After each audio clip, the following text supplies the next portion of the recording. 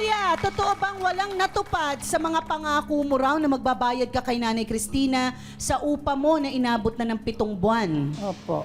Ay. Bakit? Ano pong nangyari? Una po kasi, ang asawa ko po nagtataksi ngayon, senior na po, hindi na po niya kaya.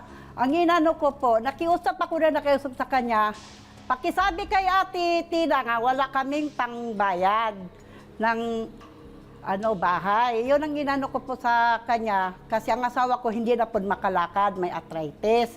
Kaya hindi ko siya po hinaharap, kasi pagdating pala sa bahay, minumura na po niya ako. Dapat payuhan sana niya ako. Ganon po ang ginagawa niya sa akin. Tuwing maningil po, pinapahiya ako po sa maraming tao.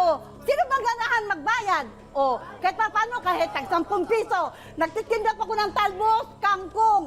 Ang asawa ko po, binibilang ko ng gamot. Para sa arthritis. Sinungaling ka naman? Hindi naman ako ganun sa'yo. Ilan po ba anak ninyo? 8 po, nasa probinsya 8? lang po. Nasaan ang probinsya?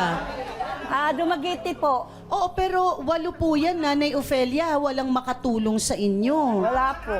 Bakit Wala po ganyan? wala pong trabaho. Bakit hindi kayo bumalik na lang sa probinsya kung hindi nyo na kayang wala magbayad? wala pong pamasahe, wala pong trabaho yung asawa ko. Maraming ganyan ha.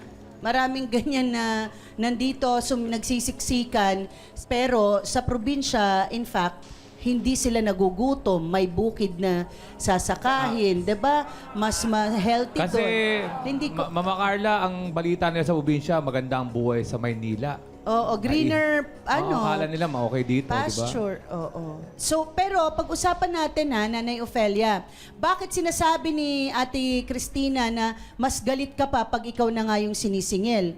Paano po kasi, pagdating po niya sa inupahan po yung bahay po nila, kung walang ginagawa, puro daldal, hindi naman niya po kinausap. Hindi po niya ako Kinakausap kita, kinakausap. tinatarayan mo ako.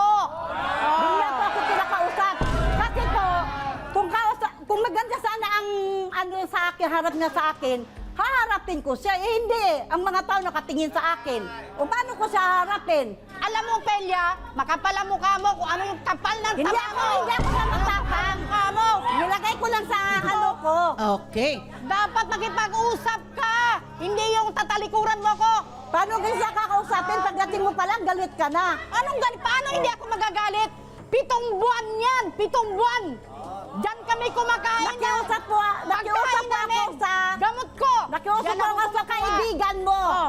Sa caretaker, nga pati Maria, sabi kay Ate Tina, tawagan mo sa cellphone nga, mga itong buwan, hindi po kami makabayad. Kung gusto namin, aalis na lang kami. Di umalis ka! Excuse me!